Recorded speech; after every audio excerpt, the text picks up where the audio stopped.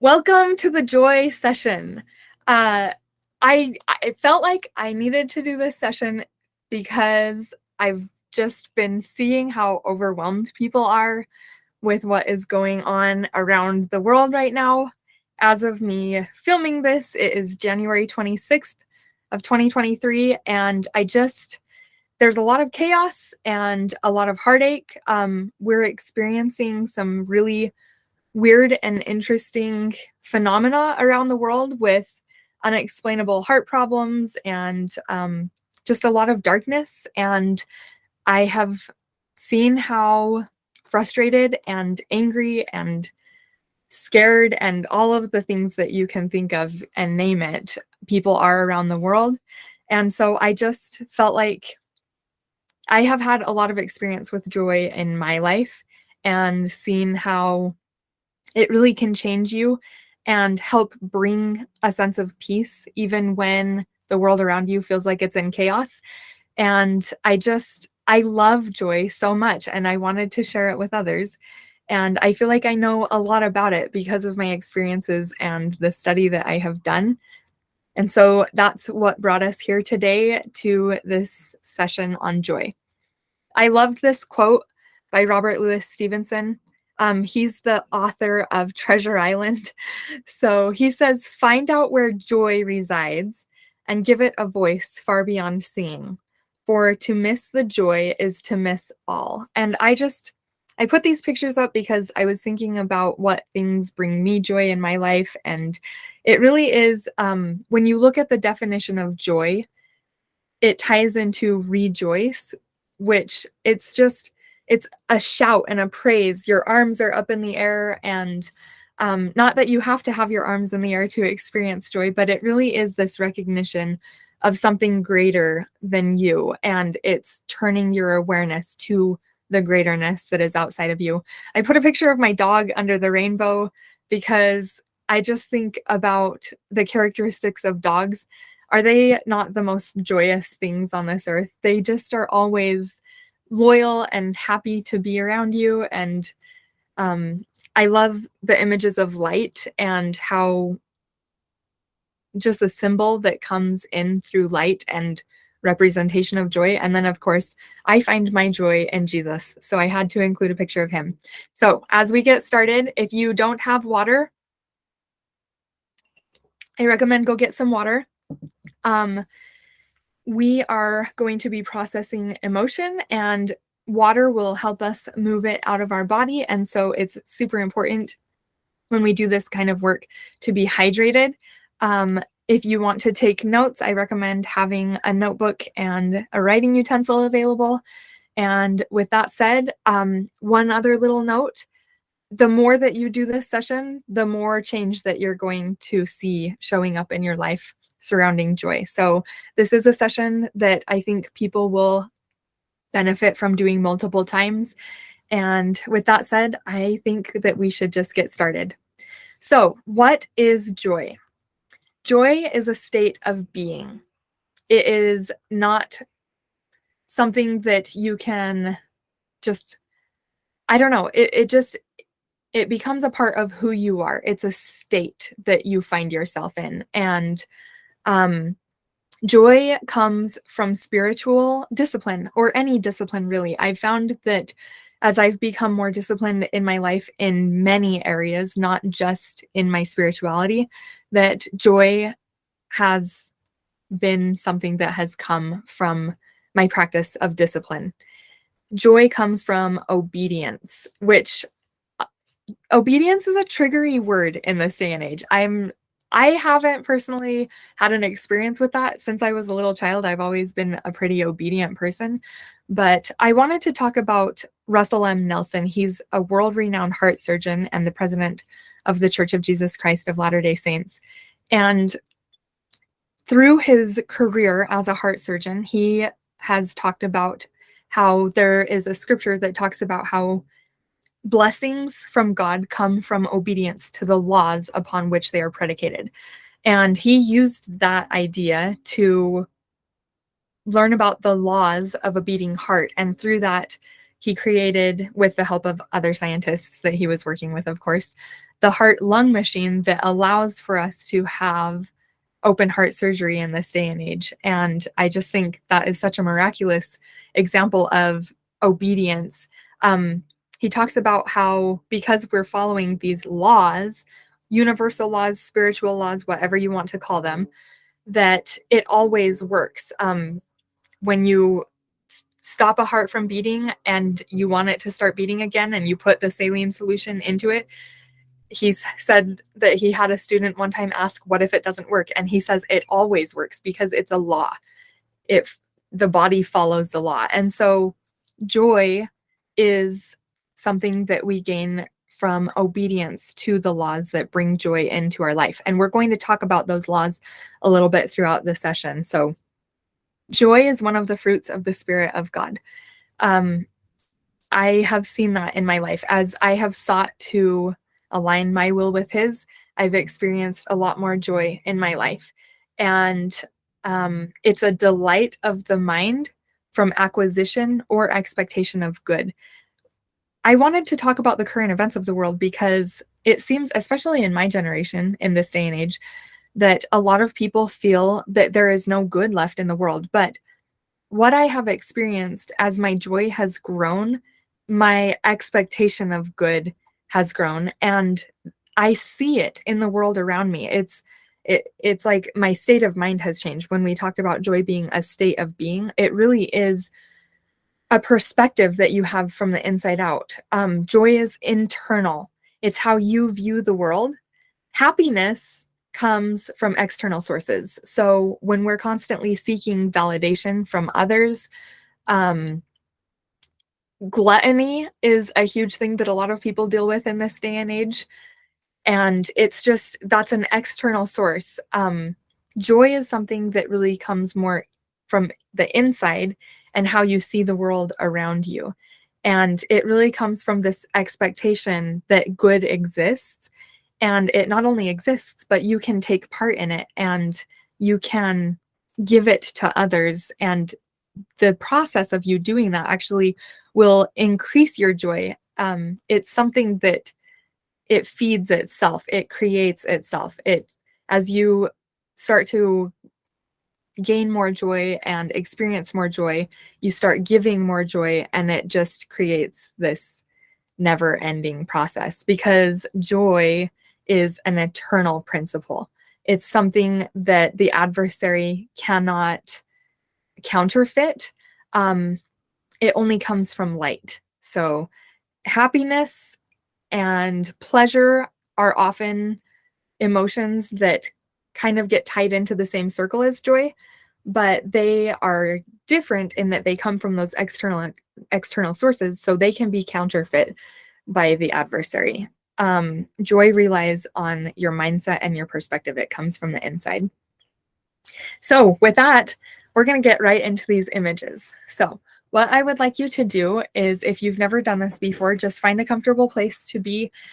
You can sit, you can lie down, just relax your mind. And we're going to start by taking a couple of deep breaths. So how I want you to do that is breathe in through your nose, and you're going to hold for a few seconds and then slowly let it out through your mouth. And so usually what I do is about 4 seconds in through my nose, 4 to 6 seconds of holding it, and then 6 to 8 seconds of breathing it out. Okay. Ready?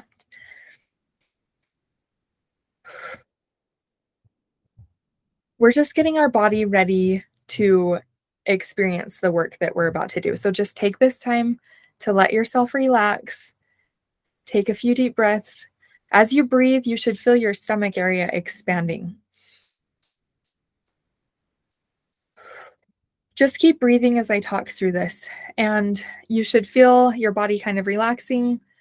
It might start at the top of your head and kind of trickle down through your body and out through your fingers and toes. But just feel that expansion as you breathe in, that you breathe in through your diaphragm and the area around your abdomen is expanding. And as you breathe out, just release everything, release all of the tension in your body. You might be aware of tension, especially in your neck and jaw area. Just allow your cheeks and your jaw to relax. Take one more deep breath in. Okay, so we're going to go into image 1. If you have not done any of my free offerings, I recommend going there. If you've never done guided imagery, it's going to explain what we're actually doing here.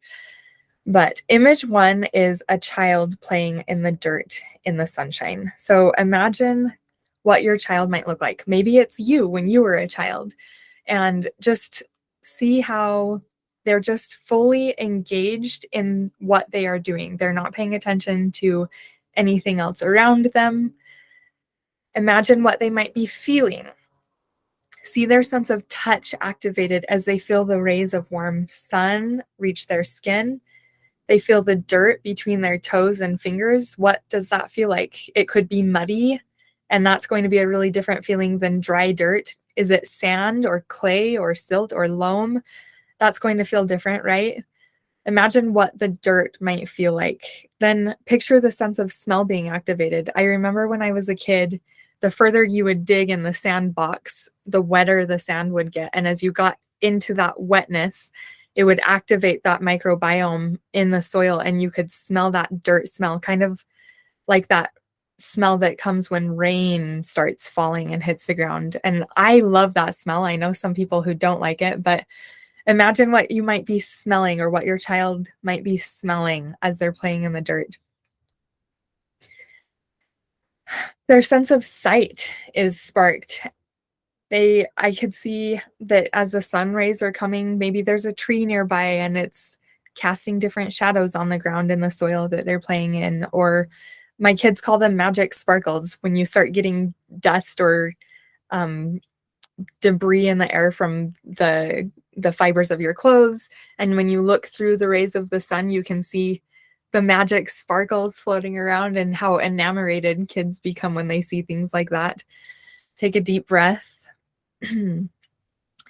They use their imagination as they build sandcastles or mud pies. What kinds of things do you think your child is hearing as they play? They could hear birds singing in the background, cars driving by, airplanes flying by. What do they hear? Think about and imagine what they might be hearing, and see if you can almost hear it yourself as you think about that. Keep breathing. Watch as they pick up a handful of dirt and put it in their mouth, as kids do, right? Yuck. It's so gross to us, but I know we probably did it when we were kids, and see their reaction as they explore the world around them. I know some kids who would reach in and pick up another handful and put it in their mouth, and I know other people that would just spit it out and maybe run to the hose and rinse their mouth out. But just see the wonder as they explore this world around them, and feel what they might be feeling, sense what they might be sensing. All right, we're going to image 2. Okay, this is an image of rippling water. So when water ripples, I'm imagining that it could be like a lake, or just a big body of water that we're thinking of. Maybe your water is a cup, and that's okay. Everybody's water is going to look different, but I wanted to talk about the ripples of the water, because what causes a ripple is something that has been added or something being taken away. There's an outside force that could be acting on it, like a gravitational pull, like the moon causing the tides to rise and fall, or a shaking of the vessel it is contained in. And so imagine what is causing your ripples to occur. And now I want you to imagine that the water stills, and it is just perfectly still. There's no outside force acting on it for a moment.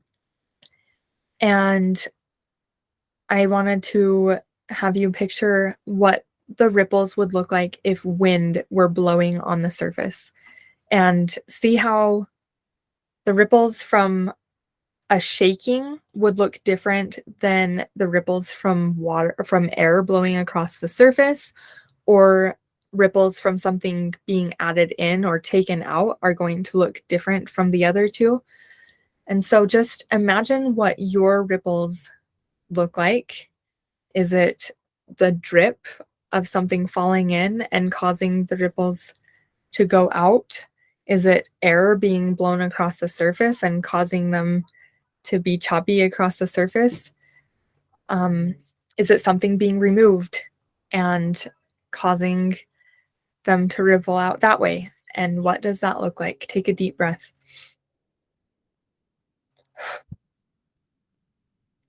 I want to take a second and direct your imagination toward what the light might look like.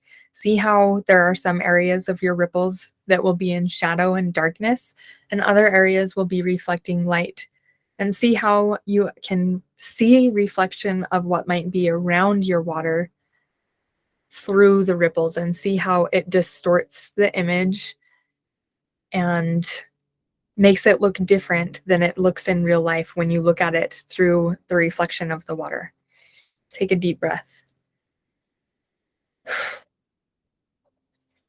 All right. We're going to image 3. I saw a tattered tapestry.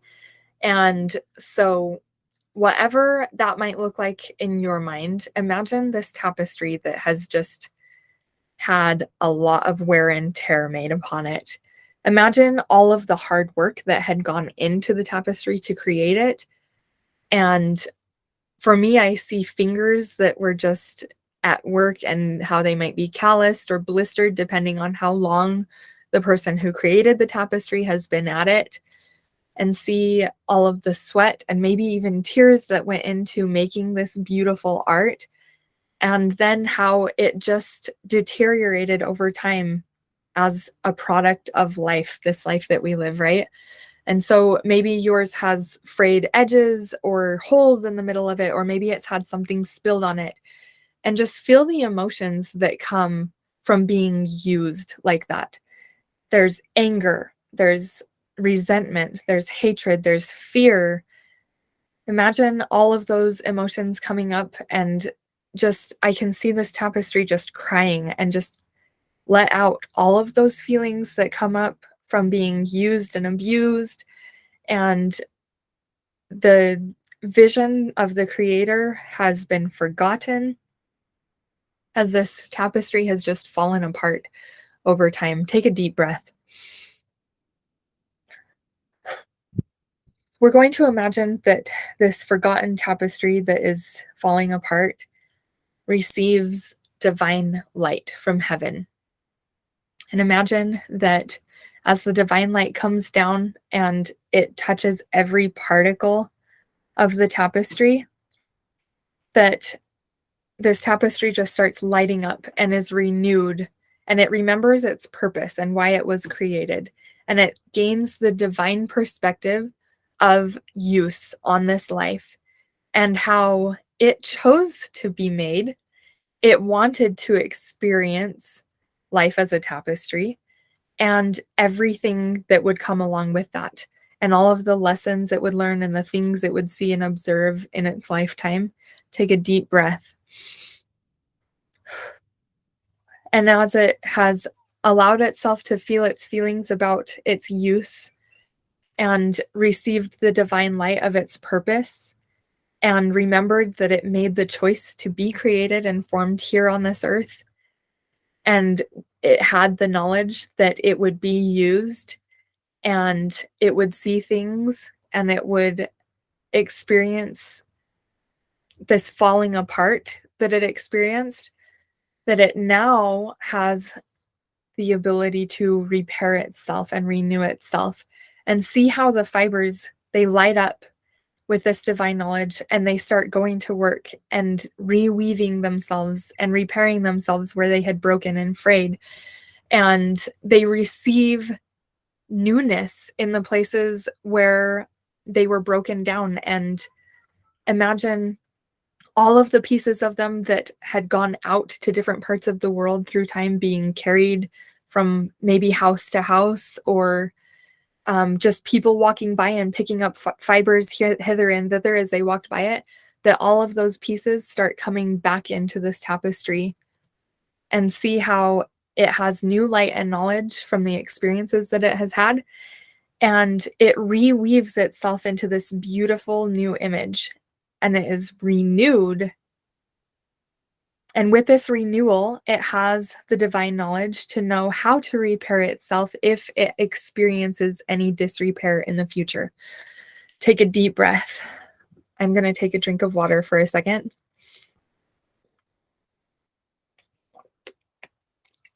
Okay. I hope your tapestry is beautiful again. Okay, we're going to this image of Alice in Wonderland and all of her adventures. I see this part of her going into where she's trying to get through the tiny door, and she has the little bottle of that says drink me, and then the cookies show up that say eat me, and how when she drinks of whatever the substance is in the bottle, she shrinks, and when she eats of the substance of the cookie, she grows. And see how as this experience happens to her, her perspectives change. She sees things in a new way, right? When she's small, she's going to see things differently than when she's large. So we are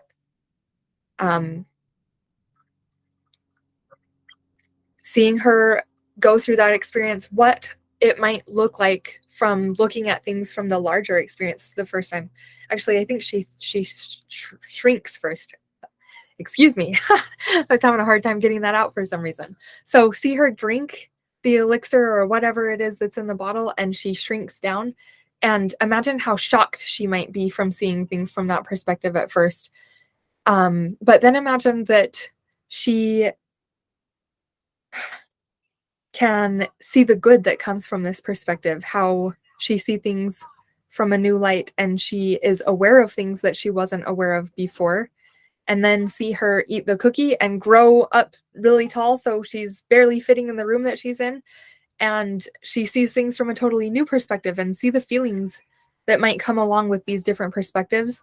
And now that she's had that experience, she has the choice of which size she wants to be to experience the world around her. And she has the knowledge of what perspective she needs for each situation that she will come into as time goes on. So if she needs to grow into the bigger perspective, she can just eat the cookie and see it from the bigger perspective. If she needs to see things from a smaller perspective, she can drink the drink and shrink down to the perspective she needs. And the choice is hers. She doesn't have to look at it through the lens that anyone else is looking at. She just chooses to see it through the perspective that she feels is most needful at the time for the experience that she's having. I'm just checking to see if there's anything else that needs to happen with this image. Okay, we are going to talk about stem cells. This was a really interesting image that came up, and I wasn't sure where it was going to go as I was planning the lesson, but if you know anything about stem cells, they are in the bone marrow of our body. They can kind of turn into any kind of cell in the body.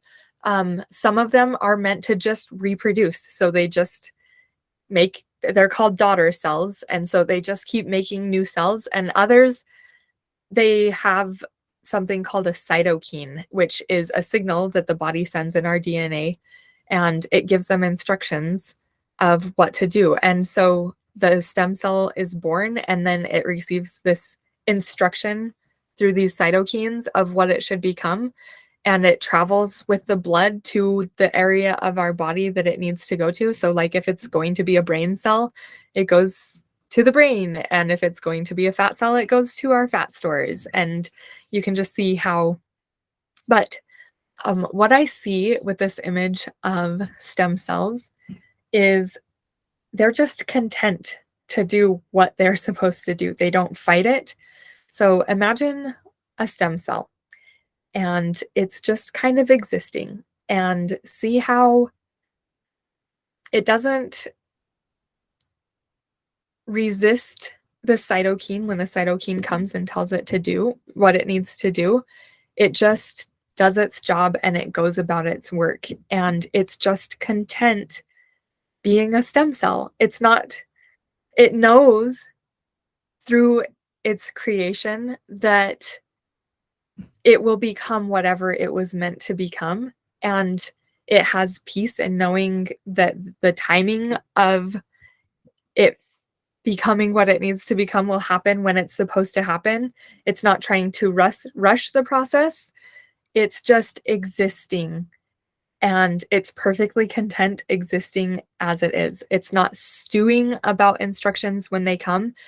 It acts, it just goes to the place that it needs to go when the instructions come. Take a deep breath.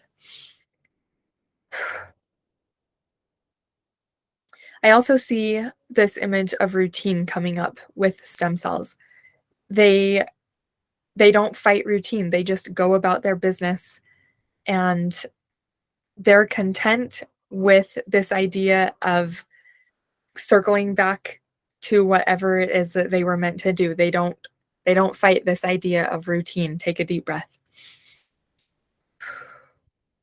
Okay, I don't see anything else coming with this image. Image 6 is a cup about to spill over. So imagine what that might feel like to the cup. We're going to look at this from the perspective of the cup first. See how it is being added, whatever the liquid is that is going into it. So it starts out small and it starts getting fuller and fuller and fuller, and feel the emotions that come up with the liquid reaching the top. And what is the cup feeling as it knows that something is about to happen? I can only hold so much. It's about to spill over. And see how it happens. The liquid is now spilling and going all over the place, and it just keeps coming and coming and coming. There might be feelings of panic. There might be feelings of, oh no, what have I done wrong? A feeling of, I'm not doing what I was meant to do. This isn't how it's supposed to work. Just let whatever feelings come up. Take a deep breath, and the water is still, or liquid, whatever is being poured into the cup is still going all over the place, but we're just going to take a deep breath and let it be. And see how the cup realizes that it wasn't created to merely hold its contents, but that it was created to give its contents away, right? The purpose of a cup is to receive its contents and then pour its contents into something else, whether it's someone drinking, or in the case of a measuring cup, it's to add to the recipe, right? We were never intended, this is what the cup is saying, to hold on to what was poured into us. It was never meant to stay within me. That's what I hear the cup saying. And see how the cup just relaxes, that it's okay if it's spilling out of me, because I was never intended to keep it for myself anyways. Okay, now we're going to switch perspective. I see this image of the pourer, the person who is adding the liquid to the cup, and see how, as the cup is filling and filling, and it is going to burst over the edges, I see different reactions. I see one person that they almost are giddy about it, like, yes, this is what I wanted to do, and they just keep pouring, and it's like this glee coming upon them of this idea of the liquid going all over the place and not staying in the cup. And then I see another person who they feel like maybe they should stop, but there's just something compelling them to keep pouring. Let me see what else I see. You might be seeing something different from the perspective of the pourer. I see someone who is so afraid to pour into the cup for some reason. And I see one person who is afraid to pour into the cup because they are afraid that it's going to spill over if they pour. They feel like that would be a mistake and they would be a failure if the contents of the cup were overflowing. They don't know how much to pour. I see another person who is afraid to pour because they don't believe in the job of the cup. for some reason. Take a deep breath. So we're going to imagine that this tube of divine light and knowledge comes from heaven into the person who is pouring, and they just understand that it's okay for the cup to overflow. And what happens is, as the cup overflows, there is a receptacle there to receive the overflowing from the cup. Take a deep breath. So whether that is someone that is lifting it up and pouring it into their mouth, or they are pouring it into a bucket or someone else's cup, there's always a receptacle to receive what is being poured out. Take a deep breath. Okay, I think this is my final image. Okay, so now we're going into chakra work. When I thought about joy and what it actually is, I saw it as something that we can connect into. And I asked what we're connecting from. And I saw that we are going to use, if you're a man, it's the creation center. That's where we're going. And with a man, that comes from the root chakra, which should be red. And from a woman, that's coming from the sacral chakra, which is in the womb area, and it is orange. And then we're also going to connect our heart chakra and our third eye chakra to joy, which makes sense because they're gifts of the spirit. And we see that through our eye, heart, mind connection, right? So take a deep breath. I'm going to check just to see if there's any chakra work that needs done to chakras that are tuning in. Okay, so for men, you would imagine an orange ball at the root of your sacrum. So like the bottom of your tailbone, and it should be orange. And so you just imagine however that looks to you, it just use your imagination, this orange ball at the root of your tailbone. And then for women, we're going to, in the womb area, did I say orange for men? Because it should be red. I think I said orange, but it should be a red ball. For women, I'm probably thinking this because I'm a woman, that it should be an orange ball somewhere in the womb area. So we're going to imagine, respectively, if we are a man or a woman, a cord going out from this ball. And imagine that somewhere in space, there is this yellow sphere, and it is the sphere of joy. And imagine that this cord going from our chakra plugs into that sphere. And so that could look different for everyone. The way that my husband sees it, he's kind of a hard working kind of guy, farm raised. He sees like an extension cord going out from the chakra and plugging into the sphere. So whatever that looks like for you, I personally see it's almost like neon, like a neon tube, like a neon sign. And I see it as white and blue, and it goes and just connects in. And then I can see flow happening between my chakra or my ball, whatever you want to call it, and this sphere of joy. So imagine that whatever your cord looks like, that when it connects, it does fill up with this beautiful white blue light. Take a deep breath. Okay, we're going to go to the heart chakra. So this should be like a green ball somewhere in your heart area. Just making sure that everyone's heart chakra is okay. Okay. I am seeing there's a channel that goes from the third eye chakra to the heart chakra, and I'm actually seeing that we need to have that connection. So if there's anyone here that doesn't have that connection, I ask the angels to come in and create a perfect connection between the third eye and the heart chakra. And so what is happening is we're actually going to go to both of these balls. So there's the green one right by your heart, and there's the indigo one in your forehead area where your third eye is. And we are going to imagine this channel of light going between the two of them and connecting them together.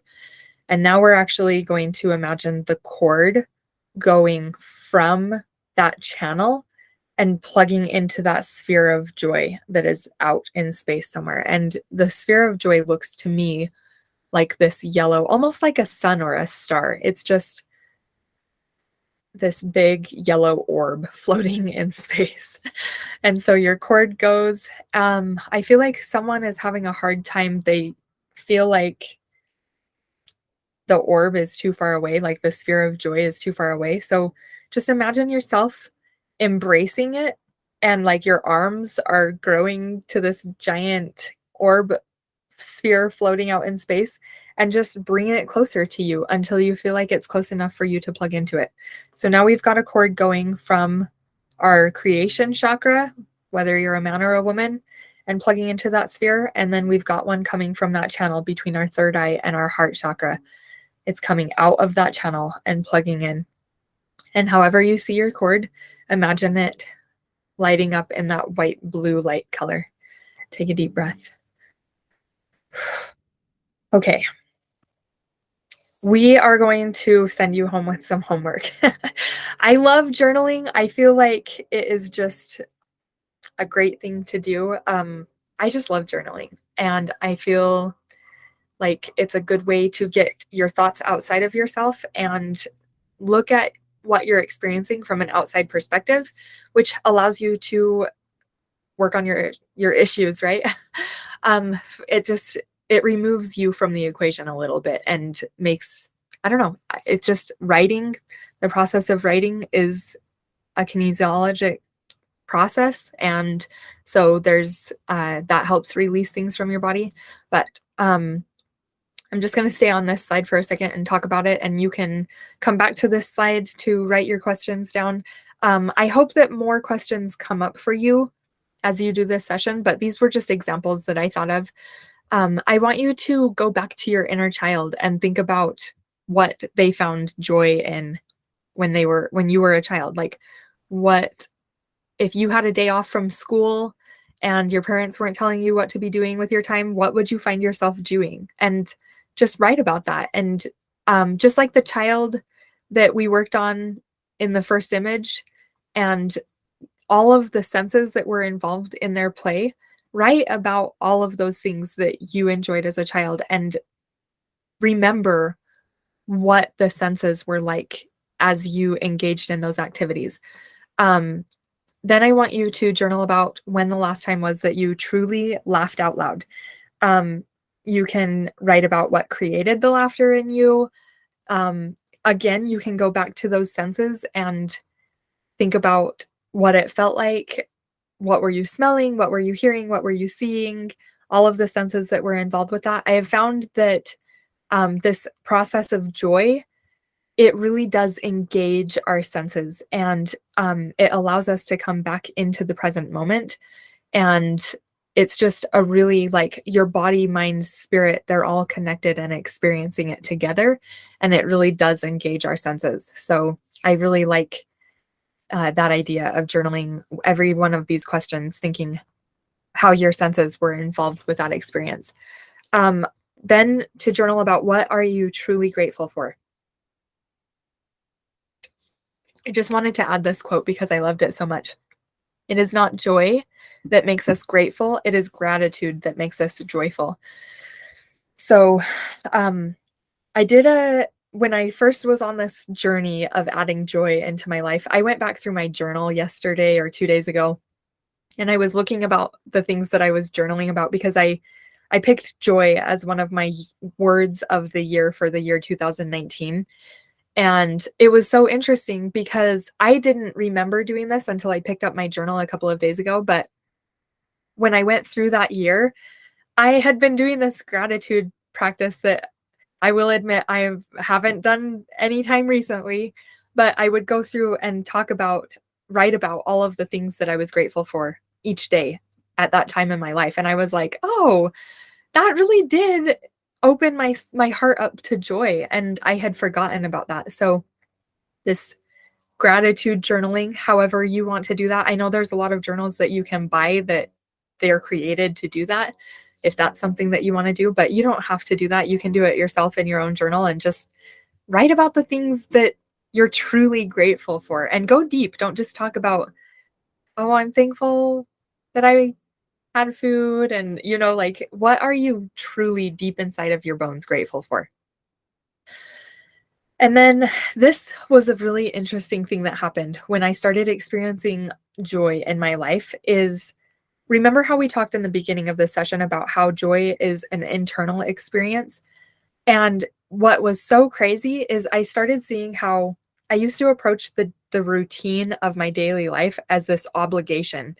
And it was like, I have to go wash the dishes, fold the laundry, cook for my kids, whatever it would be, that daily routine. And it was just like this never ending. And I used to think about it and I felt like I was living in the movie Groundhog Day.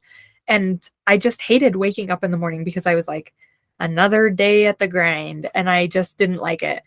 And as I started expounding my joy, it was so interesting to watch as that daily obligation feeling started feeling like a gift. And I started approaching those daily tasks. It felt different inside of me as I went about my work. And it's just like I can feel that as I serve others, my joy is growing and expanding.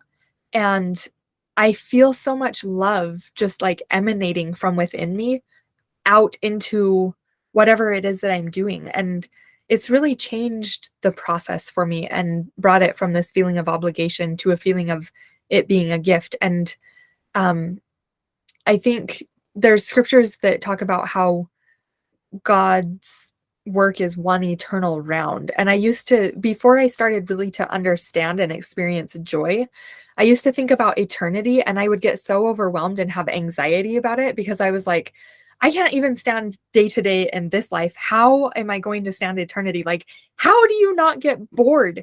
And joy is the answer to that question. Because remember the rippling water? It's something that just continues on. And the ripples, they look the same, but they're different each round, right? Every time you go to a new ring, it looks really similar to the one before, but it's just a little bit different.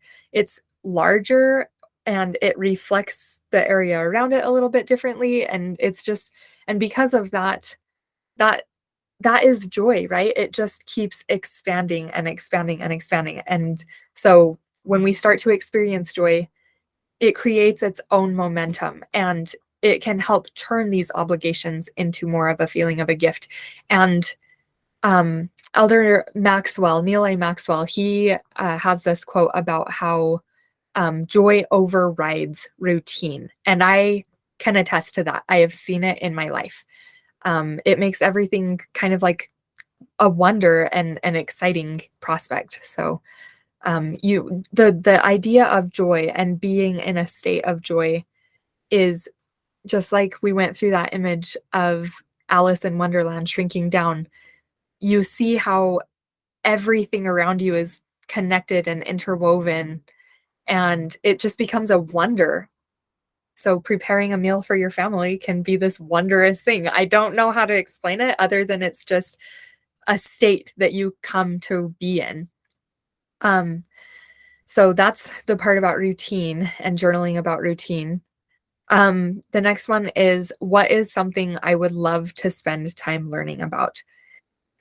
Joy is found in expansion. And so when you can grow in knowledge and wisdom, in stature, if you want to work on your physical body, whatever it may be, as you grow, your capacity to experience joy can increase. And so those are homework questions that I want you to journal on. You might think of your own. I hope you do. And then I kind of touched on this, but I wanted to talk about looking for the details in your daily task. Why do we want to experience joy? Because it causes us to live in the present moment. When you are experiencing joy, you can't be experiencing depression or anxiety. It's kind of like faith and fear. They can't reside in the same realm. Joy is the same. It is something that has to be present for. And so if you're experiencing joy, you're not thinking about things that you're worried about in the future, and you're not thinking about the horrible things that have happened to you in the past. You just are where you are. It's as I'm talking about this, I can see all of these images that we just worked through and how they relate to it. And it's so interesting to me. But that is when you look at the details of your daily task, it causes you to live in the present moment. And you will find that as your joy increases, you will find yourself becoming very present in your life and actually just being a part of what you're experiencing. I have found as I have experienced more joy, I have less of a desire to numb things out. I am just fully engaged in whatever I am engaged in, and it's a really pleasant feeling. I really enjoy it. So it just I don't know. It really does go back to that childlike sense of wonder where you see a kid playing and they're just fully involved in whatever they're involved in. So, we are ready for Q&A. I think someone else popped in here. I have Julie on here, but do you have any questions, Julie, if you want to unmute yourself, or I'll just sit for a few minutes, and if we don't have questions, you can always find me on Facebook or email me, and all of my contact information is in my website. So if you've got, do you have a question? Yes. So on the chakras, sorry. Whenever I picture my heart chakra, I see pink instead of green. Okay. So I have an image that I use when chakras are not the right color. But pink is the acceptable color for the heart chakra. It is? Mm-hmm. Okay. I didn't know that. I've just learned something new today. Thank you for telling me that. So if anyone... Some people's are green, some people's are pink. That's interesting. Okay. I'm going to have to look into that and see for future sessions so that I don't lead people the wrong way. But I'm going to add this just because it is something that I have seen come up, like where if anyone feels like their chakra isn't the right color, or if there's something missing from it or anything like that, an image that I use to correct it is to imagine the movie Fantasia, where Mickey Mouse opens the door and all of the mops come out. And so I imagine an angel having a mop like that and just taking it and dipping it into the chakra, and all of whatever is in there. I've seen a lot of black chakras. So it's like ink just filling up the mop, and it just pulls it away from the chakra, and they go to the evidence room in the sky and wring it out, and they come back and they just dip it until all of the yucky goes away and the correct color is left behind. So it's like watercolor is the way that I see it in my mind, where every time the mop is dipped in, that it's like filling the space behind with the correct color. So, but thank you for telling me that heart chakras can be pink. Now I want to go study that and look into why that is, because I have not met someone that had a pink heart chakra before. So if your heart chakra was pink instead of green during that part of the session, then I hope that you can go back and understand that that's okay. So if there's not any more questions, we will end the session for today. Thanks for coming. Feel free to watch this again and again as you feel the need to. And I hope that you experience lots of joy in your life. Thanks for watching.